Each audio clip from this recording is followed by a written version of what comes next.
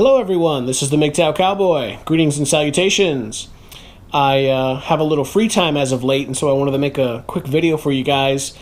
I came across this video randomly. I don't know, it appeared in my feed, and I watched most of it. It's called How Women Contribute to Societal Collapse, and it highlights this doctor lady. I'm sorry, I can't remember her last name. Her name, I'll call her Dr. Danny Sulikowski or something. For the purposes of this video, I'll call her Dr. Danny. So I think that red pill and MGTOW ideas are officially mainstream. I think that things are starting to get worse and worse to the point where even women are starting to see it and they're starting to talk about it. And so, I didn't watch the whole video. I watched, like 60% of it, 70% of it. And there's 4 points that I wanted to go over and just, react to. Let's see here. The first one I think is she's going to, what is it? More money is spent on female healthcare. By the way, this woman, Dr. Danny Sulikowski, she's a professor. She's an evolutionary psychologist. And so, she studies this at length. I find it interesting that feminists or leftists, progressives, they openly accept evolution. And they also tend to openly accept psychology. In fact, they love psychology. But the second you start mixing those two fields, they start pretending that that's not real, even though they supposedly agree or, they believe in intersectionality and, but they don't like evolutionary. They don't like what evolutionary psychologists tend to believe because, well, those ideas tend to jive. Evolutionary psychology tends to go in some areas that they don't like talking about, how, men are right and, MGTOW is right. And, well, anyway, so it's a long video. I didn't even watch the whole thing. I watched most of it, but there are a couple of points that I wanted to react to. The first one is, more money is spent on female health care. The second one was the social acceptability of violence. The doctor's going to talk about that. The third one is online dating and who tends to do it. And then the last one is the doctor's going to talk about how essentially the Overton window has been moving for years and years to the left. There's this growing divide between men and women. So let's get into it. This is going to be a long one. It's going to be this is going to be a 20-minute video. All right, here we go. How society treats women. One of my favorites, probably not the right word. One of the examples that I like to pick up on is the claim that women often make that, society spend much more money on male healthcare than it does on female healthcare, and it loves pointing to this paper that showed that 13% of sort of health budgets were spent on female-specific issues and touted that as evidence that, so much more money is spent. That same paper showed that just 6% of budgets are spent on male-specific issues. The rest of it is spent on issues that are not sex-specific. So the exact paper that these feminists use and constantly point to as evidence that governments only spend 13% of the health budget on women actually showed that it spends more than twice as much on women as it does on men. And that excluded anything to do with obstetrics and childbearing. So, of course, the differential would be much larger if you included that. Okay, I'm going to stop it right there. I've actually made a video about this before several years ago. Feminists always like to pretend that, men and women are equal and that we contribute equally. But that's just not true. The real truth is that increasingly medicine has become socialized, and what we find is men contribute more to taxes, but men tend to contribute more in taxes, but it's women who tend to be subsidized more by taxes. In this particular case, she's talking about healthcare.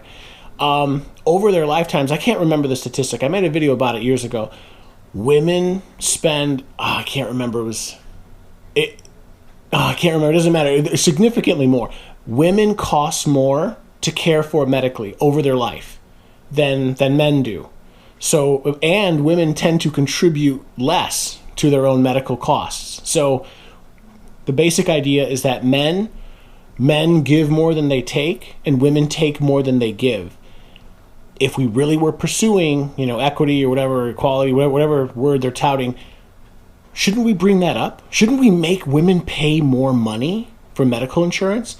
Honestly, if we really wanted equality, we could do that. But we don't. Why? Because at the end of the day, that's a political issue. And I wanted to bring that up. That's important to me. Who's paying for all this? Those statistics excluded that. So, the objective. All right, next up is, 1830? Yeah, the social acceptability of violence. Here we go. This is coming up next. This is a good one. In fact, this one, this is my favorite one right here. She's going to hit on a lot of things. Okay, so in the next couple minutes, I'm going to interrupt, whatever, every 90 seconds or something like that. But notice how what she's going to be talking about is how men, every single way that men can, men are dispossessed of every single way that they can create and maintain their own power structures. Basically, everything male receives consternation and castigation, and men are constantly belittled and trashed, and we're told that the way that women do things is better, but really it's not. In fact, this doctor is going to make the case that actually there are times when violence is called for. And so she's going to talk about that. I'm going to comment on it. Is clear, and it can be shown in any kind of domain. You can set up little psychological experiments where you sort of give people little vignettes and descriptions of sort of quite unlikely scenarios, like stuck in a little lifeboat in the middle of the ocean, and you get them to choose who gets thrown overboard. And it's very easy to show that in every kind of hypothetical scenario, the implicit value that people place on the life of a woman is much higher than the value that places on the life of a man, and that is reflected in every. Oh, okay. So very quickly, she just made the case, yet another MGTOW talking point, male disposability, and this is the doctor admitting it. This female doctor, again, Dr. Danny Solenkowski, she's saying, men, we will very easily dispose of men, but women, there's this emphasis on always protecting the women. That's right. Yet another MGTOW talking point. The aspect of society. So the suggestion of a patriarchy is absolute nonsense. But I suspect I'm probably preaching to the converted on that. But the way I look at the decline in the social acceptability of violence, because one thing to remember about violence is that whilst it's very easy to demonize violence. Okay, you know what? This is a good time to add. Okay, so. So one of the major themes that this doctor keeps bringing up is this idea that society is being feminized in every way, and all these different little vectors, society is being feminized. It's chipping away at a civil society. It's making people. It's bringing out all the worst characteristics. And she basically says she tries to be nice about it. She tries. Like, for example, she you'll notice a couple times, and the other women do it too, they don't like using the word women. They'll say people. People are acting strange. People are doing this. People are doing that, when really it's women. It's mostly women engaging in all these negative or these harmful activities. Violence. You also have to remember that violence is often used to serve very important purposes. There are very few people who would have, maybe more so nowadays, so I should probably qualify that statement. I suspect there used to be very few people who would have been remotely bothered by a man going out and beating the holy shit out of someone who had sexually abused his children, for example. No one would think that was inappropriate or uncivilized. Okay, so I feel the need to stop it right there. I have two comments, or two ideas come to mind. So, yes, there's this idea that, as this doctor says, as society becomes more feminized, there's this idea, this push that violence is no longer acceptable. I think this is extremely detrimental or deleterious to society, and I'll give you two examples. In California, I don't know what the law is called, but if someone is breaking, I know the opposite of this, I think, is in Florida. It's called stand your ground laws, or I think it's called castle doctrine.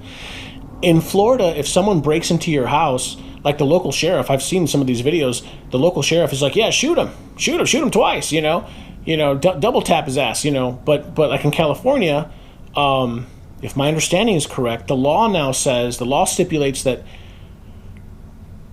you actually cannot defend yourself with deadly force if someone is breaking into your house. I think the official policy now is you're supposed to just run away.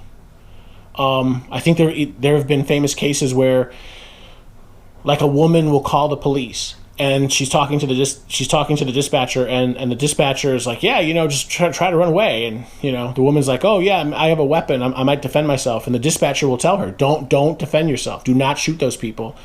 You'll get in trouble, but just run. And then the woman is scared to defend herself. She ends up not defending herself. The home invasion. The home invaders will snatch her up, do all sorts of unspeakable things to her. She ends up being deleted.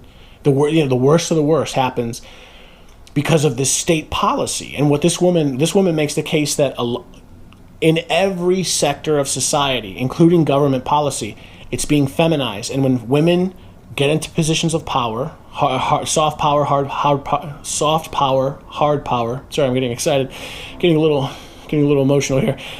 They feminize the society, and it makes the society weak. It gets to the point where the society can't even defend itself from aggressors, and it's very, very, and it's destroying us. She's about to talk about this right now.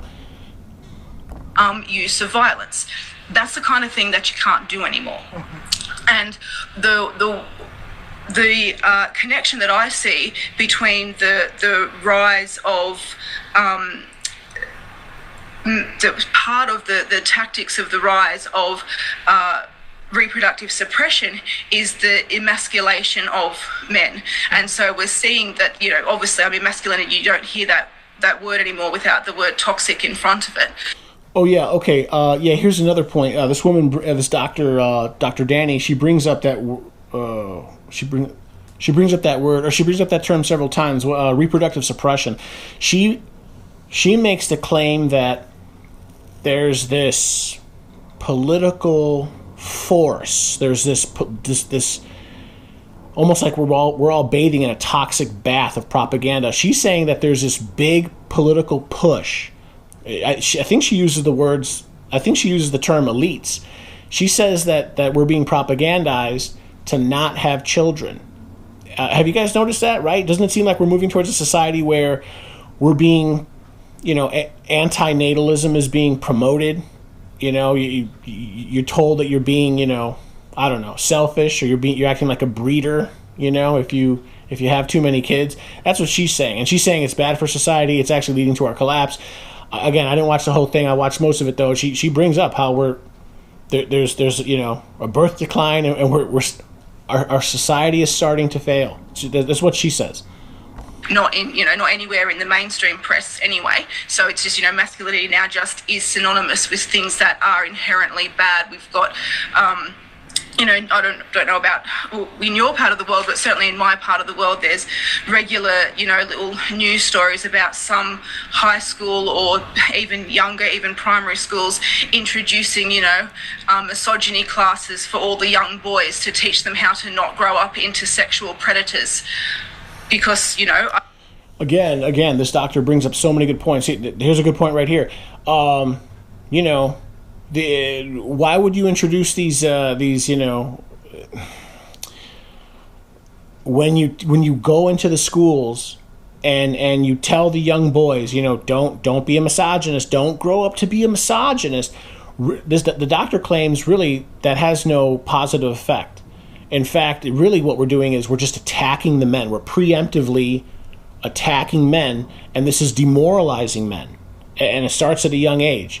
And everything male-centric, we're being propagandized to believe is bad, and everything all the feminized ways of dealing with our problems that's the answer to all our problems. But she says it's not, and it's leading to our collapse. I totally agree with her. Basically, women are evil and they're destroying society. Until about 5 minutes ago, we broadly understood that the biggest risk factors of someone growing up to become abusive was them being abused as children, not being abusers as children, as not nice.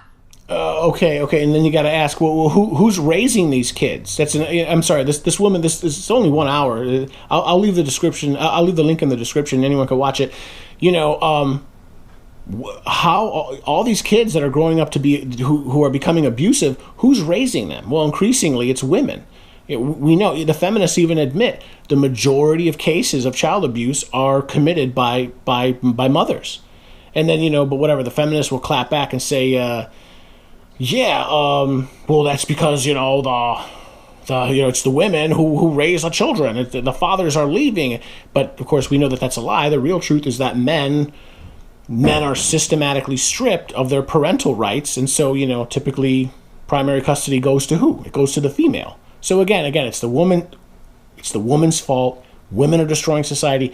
These four women, this panel discussion here, it's getting to the point where even women are talking about like.